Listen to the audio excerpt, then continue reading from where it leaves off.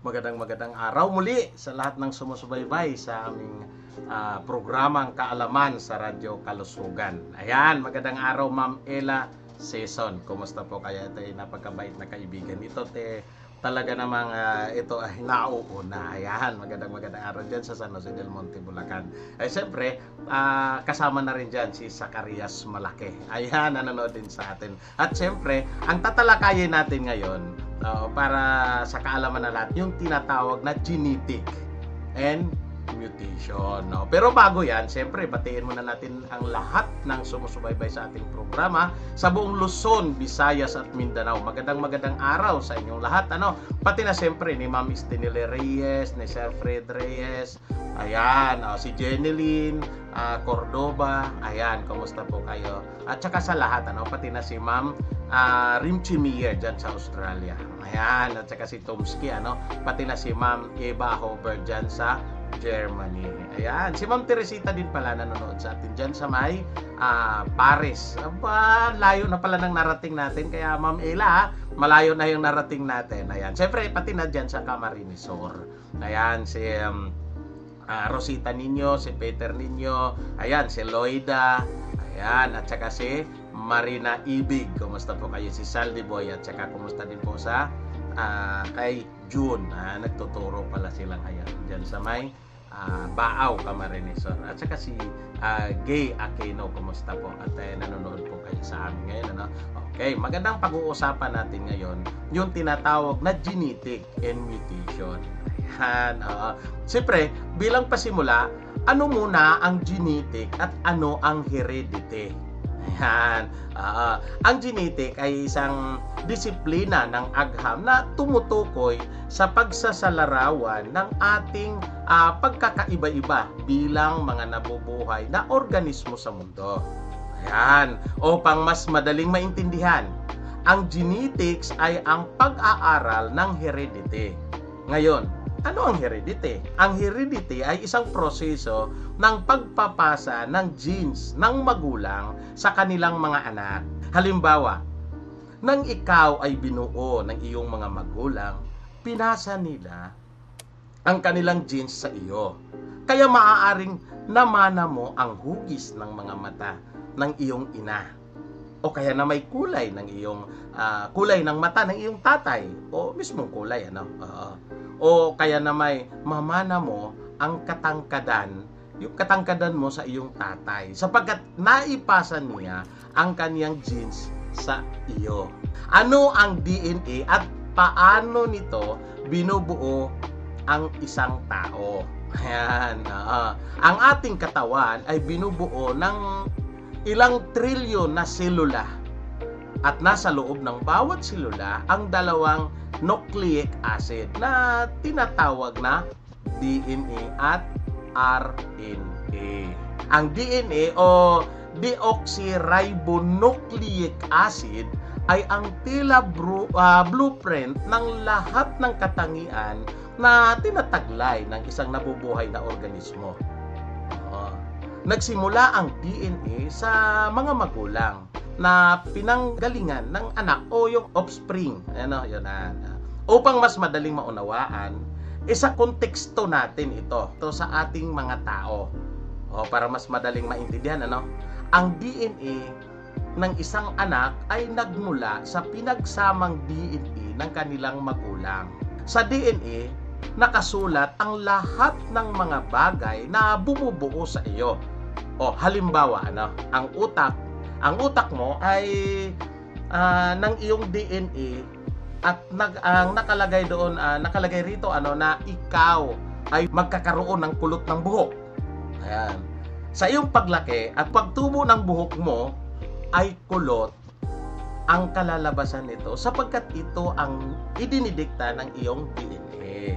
Kapag nalaman ng utak mo sa iyong DNA na kulay asul ang iyong mata, kapag ikaw ay binubuo sa loob ng tiyan ng iyong nanay, ay kulay asul ang magiging mata mo. Napaloob kasi sa iyong DNA ang lahat ng iyong katangian na bubuuhin ng mga selula sa iyong katawan. Ayan, at nakasaad sa iyong DNA kung anong blood type mo? Anong height mo? Ayan. Kung ikaw ba ay payat, mabilis bang tubuan ng buhok, singkit ba ang mata mo, o anong kulay ng buhok mo, at marami pang iba na idinidikta ng iyong DNA. Yan, nanonood sa atin si Mark Carl Diaz. Kumusta po kayo, Sir Diaz? Ayan, kasama din si Ma'am Carla Diaz. Ayan. Kung ang DNA ay naglalaman ng mga katangian natin bilang tao, ang RNA naman ay nagkukontrol o nagdidirekta ng paggawa ng protein na kailangan upang maisagawa ang mga katangian na dapat matamo ng katawan base sa iyong DNA.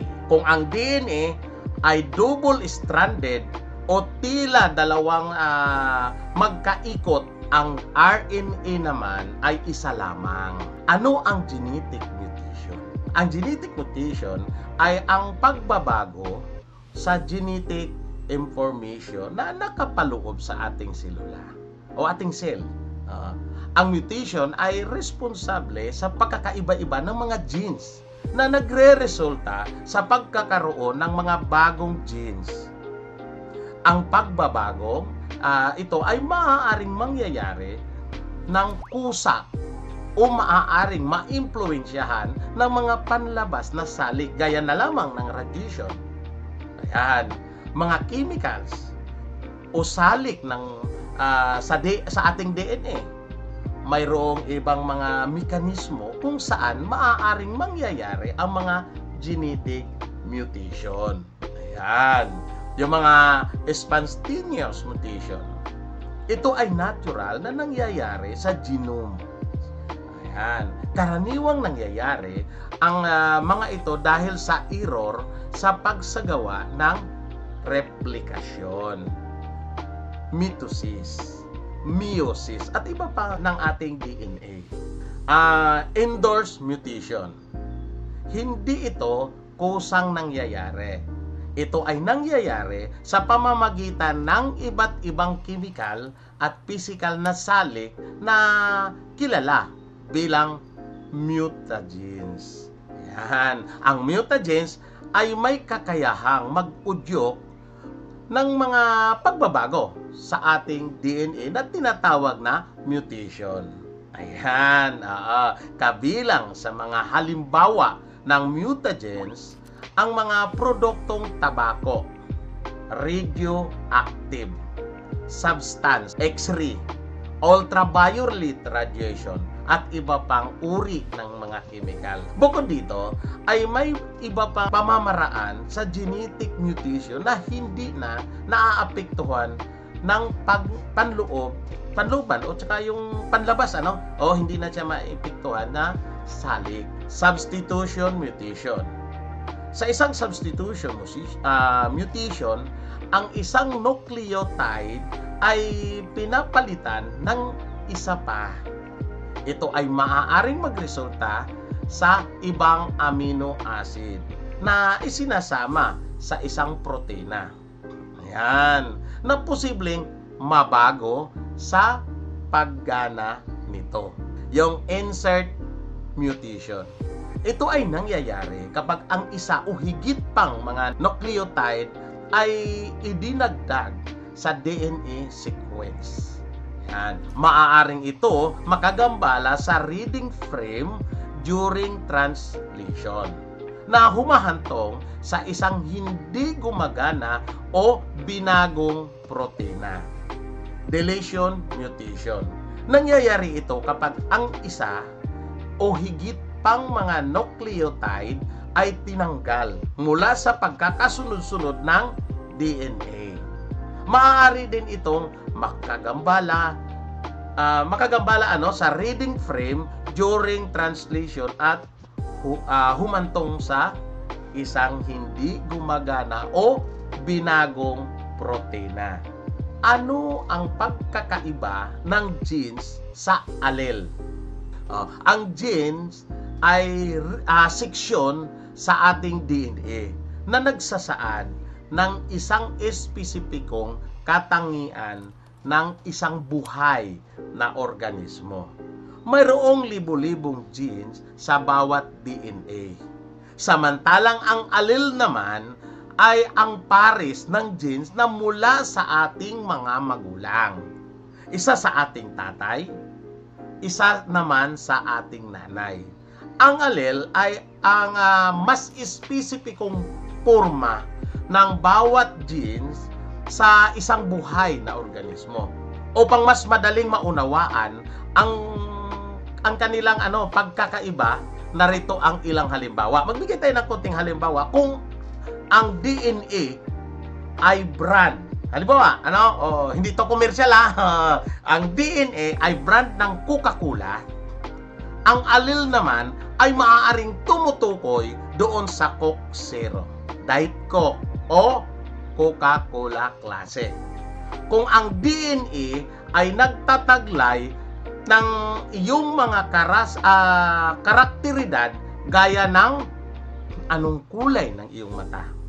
Ang allele naman ang mas espesipikong dalawang maaaring kalalabasan ng kulay ng iyong mata. Maaring dalawa. Pero nabanggit natin espesipiko. Bakit? Dahil dalawa ang allele na mayroon sa iyong DNA. Yan. Isang allele mula sa iyong nanay at ang isa mula sa iyong tatay. Ayan. Nagkakatalo lang naman kung alin ang dominant allele at alin ang recessive allele. Ayan. Okay? Maliwanag May dalawang uri ng allele. Ang dominant at recessive allele. Sa ating DNA, makikita ang pares ng allele, dominant at recessive. Halimbawa, sa iyong DNA, partikular sa kulay ng mata, ay may dalawang allele, brown, blue. Ibig sabihin, brown at blue yon. Ang brown ay dominant allele. Samantalang ang blue, ang recessive. May tatlong posibilidad na pagtatambal ng mga allele na ito sa iyong DNA. Maaaring parehong dominant allele, parehong recessive allele, o isang dominant at isang recessive allele. Kapag magkatambal ang dalawang dominant allele ang nagdidikta ng kulay ng iyong mata. At halimbawa, sa halimbawa natin, dahil brown ang dominant allele, ay magkakaroon ka ng brown na kulay na mata. Kapag parihas na recessive allele ang mayroon ka, malamang na kulay blue ang iyong magiging mata. At kapag naman magkatambal ang dominant at recessive allele, laging nananalo ang dominant allele. At ikay magkakaroon ng brown na kulay ng iyong mata. Ano ang Punnett square at paano nito ginagamit upang mahulaan ang specific trait ng isang tao, yung trait ng isang tao? Ang Punnett square ay isang simpleng graphical na tool na ginagamit upang mahulaan ang mga posibleng resulta ng isang genetic cross sa pagitan ng dalawang individual. Ito ay binubuo ni Reginald Punnett noong unang bahagi ng ika-20 siglo. At mula noon ay naging isang pangunahing kasangkapan sa genetics. Ang Punnett square ay ginuguhit bilang isang grid kung saan ang mga posibleng gametes, reproductive seal ng isang organismo, ang bawat magulang ay nakalista sa itaas at kaliwang bahagi ng grid. Ang mga posibleng kombinasyon ng mga gametes mula sa bawat magulang ay pinupunuan sa grid sa pamamagitan ng paglalagay ng mga gametes ng isang magulang sa itaas na hilera. At ang mga gametes ay isa pang magulang ay sa kaliwang hanay. Ang mga parisukat sa loob ng grid ay kumakatawan sa mga posibleng genotypes or katangian ng mga anak na nagre-resulta mula sa kombinasyon ng mga gametes. Sa pamamagitan ng pagsusuri sa mga kombinasyong ito, mahuhulaan ng isa ang phenotypic at genotypic ratios. Yan. Ng mga anak o offspring. Yan. Ang Punnett square ay isang kapakipakinabang na tool na tumutulong upang mahulaan ang mga variation at probabilities na maaaring magmula sa crossbreeding. Yan. Ano ba yung crossbreeding? Kabilang dito ang paghula sa pagbreed mga halaman, hayop, maging mga tao sa isa't isa. Ipinapakita sa iyo ng Punnett square kung paano humahantong ang iba't ibang kombinasyon ng genes sa iba't ibang katangian tulad ng mga mata. Ano ang chromosomes at ano ang role nito sa heredity? Ang chromosome ay mahabang tila sinulid na pinagdugtong-dugtong na naglalaman ng DNA sa isang buhay na organismo. Isa konteksto natin ito sa mga tao. Matatagpuan yung mga chromosomes sa loob ng ating nucleus. At ang nucleus naman ay matatagpuan sa loob ng ating selula o yung ating cells. Ang isang tao ay may 23 pares na chromosomes na siyang bumubuo sa 46 na autosomes. Ang 23 na pares ng chromosomes na ito ay galing sa ating mga magulang. Ang kalahati ng pares ng chromosomes ay galing sa ating tatay. At ang kalahati naman ay galing sa ating nanay. Ayan. Kaya malaki ang gampanin nito sa heredity sapagkat ang 23 pares ng chromosomes na mula sa mga magulang ay ang siyang naipapasa o naipamana sa kanilang mga anak. Mahalaga ito sapagkat ito ang nagdidikta sa lahat ng physical na katangiang bumubuo sa kanilang anak o sa ating anak. Ayan. Nariyan ang kulay ng buhok. Ayan. Yung height, huwag mo lang yung height ko, kasi mababa ako. 5'5" lang ako. Ayan. Yung mga matatangkad. Ayan. Kulay ng mata. Yan, makukuha natin yan. Ang iyong metabolismo. Yan. Kulay ng balat. Kasi may balat tayong maitim, may balat na maputi, may brown. Ayan. Mga allergies kung mayroon man, pwede itong ipamana pala sa anak niya. Huwag naman sana, Ayan. Tama ba yan? Sa karyas malaki. Dapat huwag, kapag mga ganon, mga allergy, dapat yung mga sakit, huwag nang ipamana yan. Pero maaaring maipasa yan. At marami pang iba na pwede nating maipasa. Maaaring magtanong kayo kung ano naman kaya ang nangyayari kung kulang ang chromosomes ng isang tao. Yan, peligro ang epekto nito. Dahil sa angking importansya ng chromosomes sa paglaki ng tao, ang kakulangan nito ay maaaring nagdulot ng malubhang mga sakit na tinatawag na chromosomal deletion syndrome. Yan, kadalasan ito ay makikita sa unang taon pa lang. Matapos ipanganak ang isang sanggol. Kapag kulang ang chromosome ng isang sanggol, mahihirapan ang katawan ng bata na mag-develop ng maayos. Damay ang kanyang paglaki. ang kanyang resistensya. Tama yan, maaaring doon mo makikita. At maging ang kanyang buhay. Ayan, dahil sa di maayos na develop ng mga parte ng katawan ng bata, naaapektuhan din ang maayos na pagpunsyon nito sa kaya may malaking epekto sa buhay ng bata habang siya'y lumalaki kapag kulang ng chromosomes. Ayan. Ang mga halimbawa ng mga epekto ng kakulangan sa chromosomes ay ang Turner syndrome at saka yung Down syndrome. Ano ang kaibahan ng genotype at phenotype? Yun naman ang tanong. Ano bang kaibahan?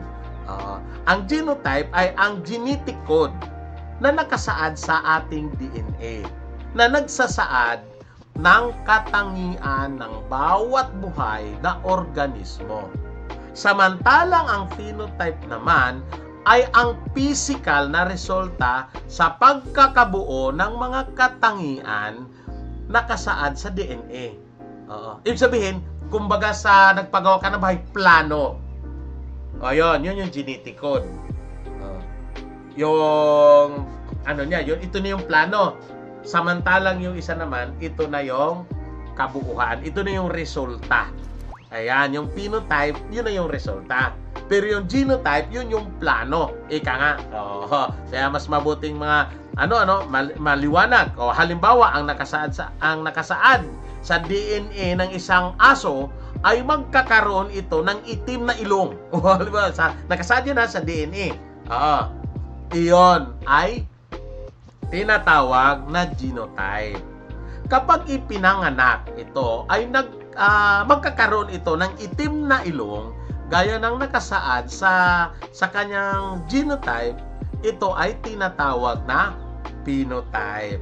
Kaya muli, ang genotype o ang genetic code na nakasaad sa DNA ng bawat buhay na organismo, samantalang ang phenotype naman ang physical na resulta sa bawat genetic codes na bumubuo sa kabuuhang DNA ng isang buhay na organismo. Ano ang genetic modification o engineering? Ayan, yan yung nabanggit natin kanina. Ano yun? Ang genetic engineering na tinatawag na din na genetic modification ay isang proseso na gumagamit ng mga teknolohiya na nakabatay sa laboratorio. Hindi ito nagagawa hindi sa laboratorio, Kaya maraming mga gumagawa niyan nasa laboratorio. Ayan, upang baguhin ang DNA setup ng isang organismo. Doon na pumapasok yung sinasabi kung pwedeng pihitin. Kasi kung ito yung tila sinulid na genetic code mo o yung DNA, pwede nila yung bago, puputulin na yun, kukuha sila ng kapiraso at papalitan nila, idudugtong. Yun na yung tinatawag na genetic modification. Kaya maaaring kabilang dito ang pagpapalit ng isang pares ng base o yung tinatawag natin adenine, thymine at yung tinatawag na cytosine, guanine. Ayan. Nagtanggal ng isang parte ng DNA o pagdaragdag ng bagong segment ng DNA. Halimbawa, maaaring may kinalaman sa genetic engineering ang pagdaragdag ng genes mula sa isang species patungo sa isang organismo mula sa ibang species upang makagawa ng ninanais na katangian. Sa pananaliksik at industriya, ang genetic engineering ay inilapat sa paggawa ng mga therapy sa kanser. Ayan, paggawa ng yung tinatawag na genetically modified na mga halaman at hayop at higit pa. Ayun, kasi may mga tulad ng mga palay, may mga ginagawa sila ngayon dyan na mapabilis at mahaba ang uhay pero maiksi ang katawan. Yun yung mga dapat i-improve pa rin yan, kasi madali siyang matumba. O, ibig sabihin, dapat yung tangkay, lalagyan naman niya ng pampatibay. Kasi yun na nagiging problema. Konting hangin, dadapa. Oo, kaya malaki nga ang uhay, pero madali namang matumba. Kaya madaling masira. Alam naman ng Pilipinas, tinatawag nating bagyo. Ang genetic engineering ay karaniwan ang ginagamit upang tumugon sa mga pamamaraan ng recombinant DNA technology. Ayan. Lumilitaw mula sa pangunahing pananaliksik sa microbial genetic ang mga praktikal na gamit ng genetic engineering ay nagre-resulta sa paggawa ng mga medikal na mahalagang produkto. Ayan, kabilang ang insulin ng tao. Gawa na ng genetic engineering yan. Oo, na kaya tinuturok yun yung insulin na. Nakapalit nung hindi nagpo-produce yung ating lapay ng insulin. Ayan, kasama yan, kabilang yan na binubuo ng genetic engineering. Ayan, yung human growth hormones at bakuna sa hepatitis B. Ayan, genetic engineering din ang may gawa. Ayan.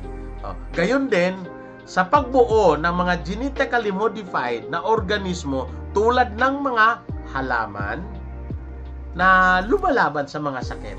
Ang mga isyo sa etika, kabilang ang mga alalahanin para sa kapakanan ng mga hayop, ay maraming lumilitaw na lahat ng yugto ng pagsasagawa ng genetic engineering dahil sa gene therapy ay nagsasangkot ng paggawa ng mga pagbabago sa DNA ng katawan. Ito ay nagpapataas ng maraming natatanging etika na alalahanin. Ang mga ethical na tanong na nakapalibot sa gene therapy at pag-edit ng genome ay kinabibilangan ng mga ayan. Kaya ito, paano makikilala ang mabuti at masamang paggamit ng mga teknolohiyang ito? Sino ang nagpapasya kung aling mga katangian ang normal at alin ang bumubuo ng kapansanan o karamdaman? Ayan. Isa-isahin natin mamaya yan. Pangatlo, ang pagtaas ba ng halaga ng gene therapy ay gagawing magagamit lamang ito sa mga mayayaman? Dapat bang pahintulutan ang mga tao na gumamit ng gene therapy upang mapahusay ang mga pangunahing katangian ng tao tulad ng taas, katalinuhan, at kakayahan sa atleta? Sa kabuuan, anong kaalaman ang mapupulot sa genetic at mutation? Ang mutation ay isang pagbabago sa isang genetic sequence kasama sa mutation. Ang mga pagbabago na kasing liit, kasi yung kasing liit, kasing liit ng pagpapalit ng parte ng DNA, samantalang ang malalaking mutation ay maaaring makaapekto sa maraming genes, sa isang chromosomes. Yun. Kasama ang pagpapalit, ang mga mutation ay maaari ding sanhi ng mga pagpapasok, pagtatanggal o pagduplicate ng mga sequence ng DNA. Mahalagang may kaalaman tayo, mahalagang may kaalaman tayo tungkol sa sistema na naglalapit sa genetic engineering dahil maaari itong makatulong sa pagsulong sa larangan ng medisina. Ang genetic engineering ay may potensyal na baguhin ang gamot sa pamamagitan ng pagbuo ng personalized na gamot. na iniayon sa genetic makeup ng isang individual. Maaari rin ito makapagbigay ng daan sa pagpapaunlad at ng mga pananim na may pinahusay na nutrition content, paglaban sa mga peste at sakit, at pagpaparaya sa mga stress sa kapaligiran na tumutulong upang matugunan ang mga hamon sa pandaigdig na seguridad sa pagkain. O, dalawa lang yan yung seguridad sa pagkain. Ngunit kahit na may malaking maitutulong ito sa iba't ibang larangan ng lipunan, mahalaga pa rin na may sapat tayong kaalaman tungkol sa mga proseso nito at sa pagbabagong maaaring maidulot nito sa atin mismong katawan at pamumuhay. Maraming salamat at magandang araw sa lahat.